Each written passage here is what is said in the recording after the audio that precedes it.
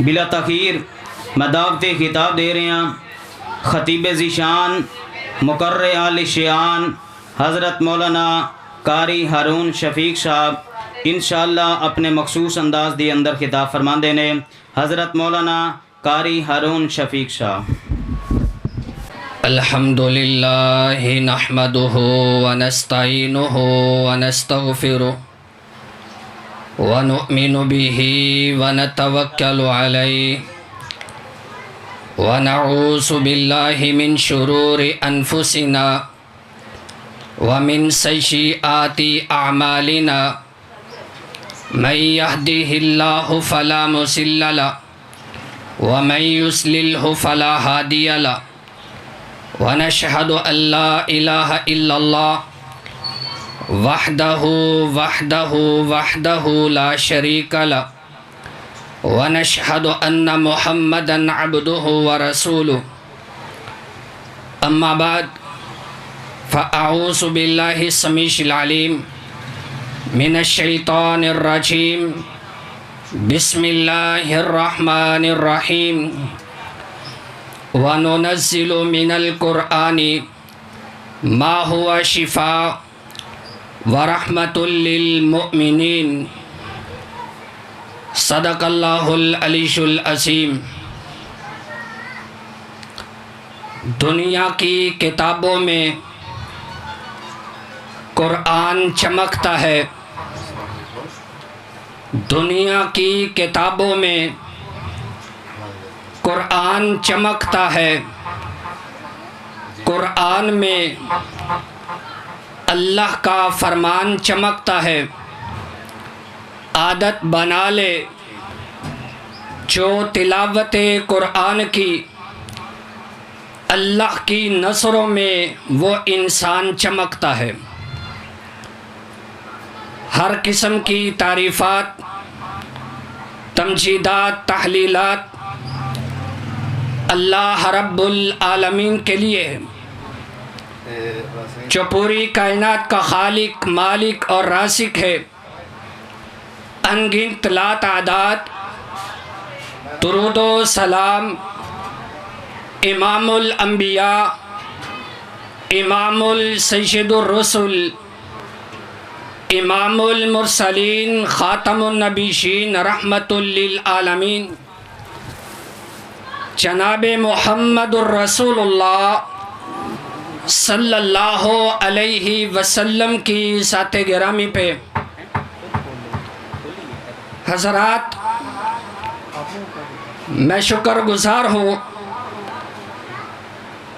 اس جامعہ کے اس مدرس کے محترم فضیلت الشیخ حضرت مولانا قاری مجیب الرحمن مرجالوی حافظہ اللہ تعالی اور علماء کرام کا، میری مراد فضیلت الشیخ حضرت مولانا قاری افضل شاکر حافظہ اللہ تعالی اور قاری ذیشان انجم حافظہ اللہ تعالی اور قاری عبدالغفور یونس حافظہ اللہ تعالی۔ اللہ پاک علماء کرام سے کثرت کے ساتھ دین کا کام زیادہ سے زیادہ لے۔ حضرات، قرآن کریم کی فضیلت، قرآن کریم کی شان، اس کا مقام کیا ہے؟ اللہ کی ذات نے یہ اعلان کر دیا ہے کہ یہ ایسی کتاب ہے، ذالک الکتاب لا ریب فیہ، یہ ایسی کتاب ہے کہ اس کتاب کے اندر کوئی شک و شبہ نہیں۔ جو انسان اس کتاب کے اندر شک کرے گا وہ انسان مسلمان نہیں، وہ انسان مومن نہیں، بلکہ ایسا انسان جو ہے کافر ہے، جو قرآن کے اندر شک کرتا ہے۔ قرآن ایسی کتاب ہے، فرمایا اِنَّا نَحْنُ نَزَّلْنَا الذِّكْرَ وَإِنَّا لَهُ لَحَافِظُونَ کہ اللہ پاک نے اس کتاب کی خود حفاظت کی ذمہ داری لی ہے، اور یہ ایسی کتاب ہے قیامت کی دیواروں تک انشاءاللہ الرحمن محفوظ رہے گی۔ بڑے بڑے لوگ جو ہیں اس دنیا میں آئے اور آتے رہیں گے جو اس کتاب کو مٹانے کی کوشش کریں گے، لیکن اس کی حفاظت کی ذمہ داری اللہ نے لی ہے، اور جتنا مرضی ایسے لوگ زور لگا لیں لیکن اس کتاب کو جو ہے ختم نہیں کر سکتے، اس کتاب کو مٹا نہیں سکتے، لیکن خود مٹ جائیں گے، کتاب نہیں مٹ سکتی۔ حفاظت کی ذمہ داری اللہ کی ذات نے لی ہے، اور یہ ایسی کتاب ہے، اس کی تلاوت کرنے والا، اس کتاب کو پڑھنے والا کائنات کے اندر سب سے اعلیٰ اور افضل ہے۔ اور جو انسان اس کتاب کی تلاوت کرتا ہے، ایک حرف کے بدلے اللہ کی ذات جو ہے اس انسان کو 10 نیکیاں عطا کرتے ہیں۔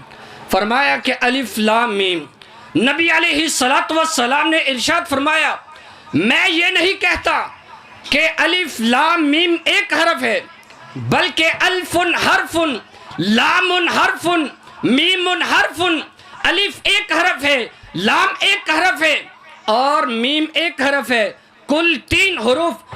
3 حروف کے اندر اللہ کی ذات جو ہے انسان کو 30 نیکیاں عطا کرتی ہے، اور جو انسان اس کی تلاوت کرتا ہے الحمد سے لے کر والناس کی سین تک پورا قرآن پڑھتا ہے، اس انسان کی نیکیوں کا انسان اندازہ نہیں لگا سکتا۔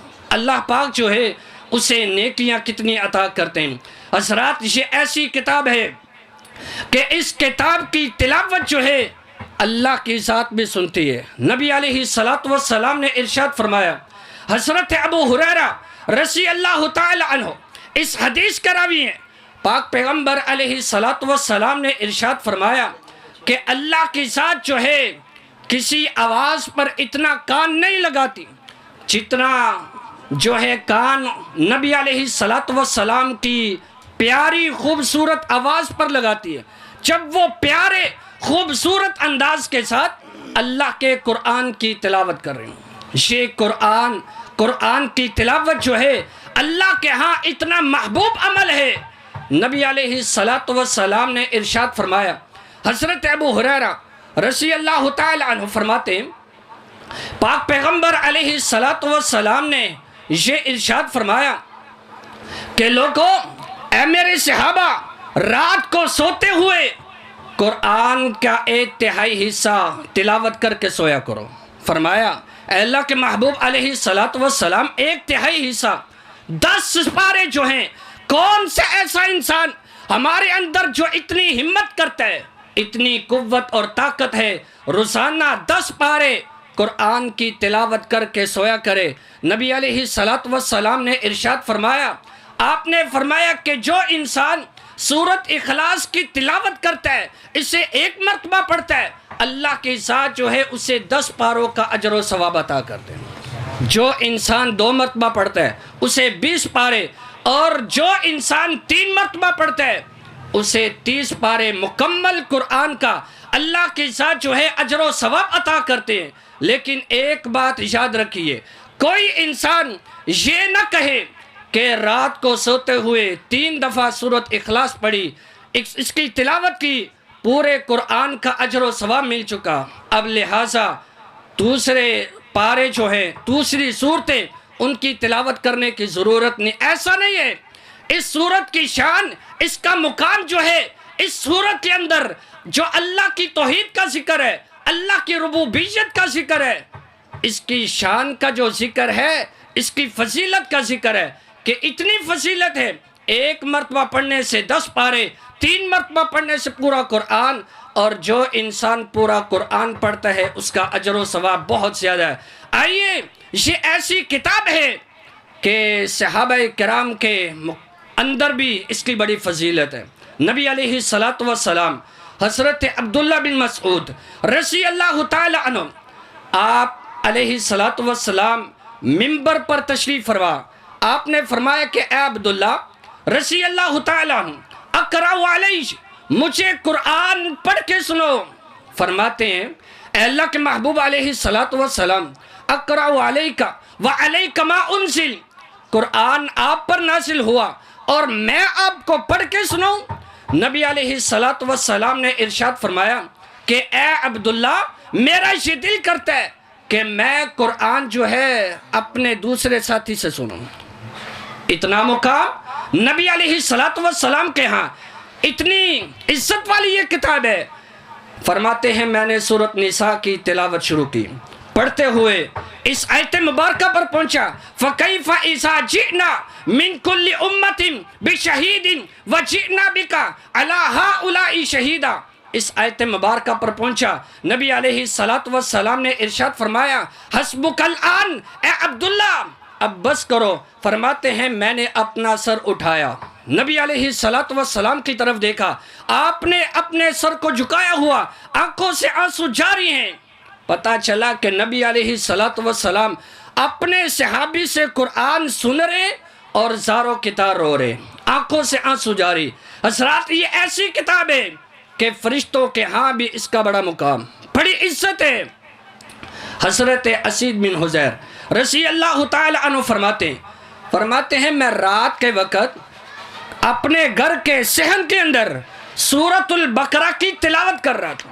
کیسا سما ہے، صحابہ کرام قرآن کی تلاوت دن میں بھی کرتے، رات میں بھی کرتے ہیں۔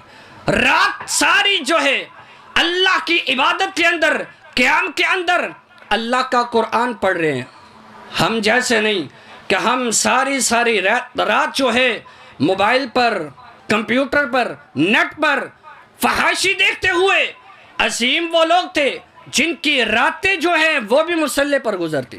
فرماتے ہیں سورۃ بقرہ کی تلاوت کر رہا تھا، تلاوت کرتے ہوئے میں ایک منظر دیکھتا ہوں۔ فرماتے ہیں میرا ایک گھوڑا جو پاس باندھا ہوا اور ایک چھوٹا میرا بچہ جو ہے یحییٰ وہ بھی پاس لیٹا ہوا۔ اچانک گھوڑے نے بدکنا شروع کیا، حرکت شروع کی۔ وہ صحابی فرماتے ہیں میں پڑھتا ہوا چپ کر گیا، رک گیا، گھوڑا بھی رک گیا، پھر پڑھنا شروع کیا، پھر اس نے حرکت شروع کی، پھر رک گیا، وہ بھی رک گیا۔ 3 مرتبہ یہ معاملہ پیش آیا۔ فرماتے ہیں میں جلدی سے نماز کو مکمل کیا، اپنے بیٹے کو اٹھایا، گھر سے باہر نکلا، دروازے پر آسمان کی طرف دیکھا کہ ایک سائبان ہے، اس سائبان کے اندر تجلی ہیں، روشنی ہیں، اور واپس اوپر آسمان کی طرف جا رہی ہیں۔ صبح ہوئی، سارا واقعہ منظر جو ہے نبی علیہ السلام کے سامنے بیان کیا۔ پاک پیغمبر علیہ السلام نے ارشاد فرمایا کہ اے حذیر تو پڑھتا رہتا۔ کہتے ہیں اے اللہ کے محبوب علیہ السلام، مجھے یہ خدشہ تھا کہ میرا چھوٹا بیٹا جو ہے وہ پاس لیٹا ہوا گھوڑا اپنے پاؤں تلے جو ہے بچے کو روند نہ دے، نقصان نہ پہنچا دے۔ نبی علیہ السلام نے ارشاد فرمایا کیا تو جانتا ہے جو صاحبان تجلی تم نے دیکھی وہ کیا تھی؟ کہا لا، اے اللہ کے محبوب علیہ السلام میں تو نہیں جانتا۔ نبی علیہ السلام نے ارشاد فرمایا کہ اے اسید بن حضیر رضی اللہ تعالی عنہ، وہ اللہ کے نورانی فرشتے تھے جو تیرا قرآن سننے کے لیے آسمان سے زمین پر اتر رہے تھے۔ یہ مقام ہے، یہ شان ہے۔ فرشتوں کے ہاں بھی یہ کتاب جو ہے عزت والی، مقام والی، ادب و احترام والی ہے۔ فرشتے اس کتاب کا ادب کرتے، احترام کرتے۔ نبی علیہ السلام کے ہاں بھی یہ کتاب فضیلت والی آپ پر اتاری گئی، نازل کی گئی، اور یہ ایسی کتاب ہے جو صحابہ کرام کے اندر بھی بڑا مقام والی یہ کتاب ہے۔ آئیے حضرات، آخری بات یہ ہے، جو لوگ اس قرآن کو مٹانا چاہتے ہیں وہ خود مٹ جائیں گے، قرآن باقی رہے گا انشاءاللہ الرحمن، قیامت کی دیواروں تک باقی رہے گا۔ قرآن کے اوراق جلا سکتے ہیں، مٹا سکتے ہیں، جو چھوٹے چھوٹے بچوں کے سینوں کے اندر قرآن محفوظ ہے اسے کبھی نہیں نکال سکتے۔ اللہ ہم سب کو قرآن پڑھنے والا اور اس پر عمل کرنے والا بنا دے۔ اللہ ہم سب کی زندگی جو ہے ایسی بنا دے کہ جب اس دنیا سے جائیں زبان پر قرآن کی تلاوت جو ہے وہ جاری ہو وساری ہو، قرآن پڑھتے ہوئے اس دنیا سے چلے جائیں۔ اللہ ہم سب کو عمل کرنے کی توفیق عطا فرمائے۔ وما علینا الا البلاغ المبین۔